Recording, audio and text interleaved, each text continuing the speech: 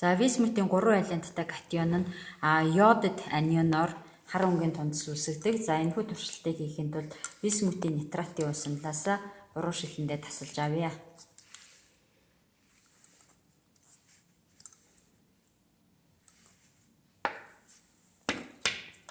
За дээрэс нь калий йодын усамлаас өнгөхгүй усамлаас нэгэн туслана.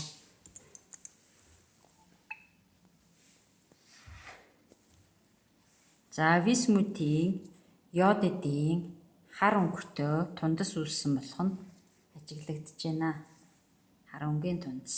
За калий йодыг илүүдлээр нэмж энэхүү тундасыг уусгая. Уусмал байдалд шилжүүлэх нэ.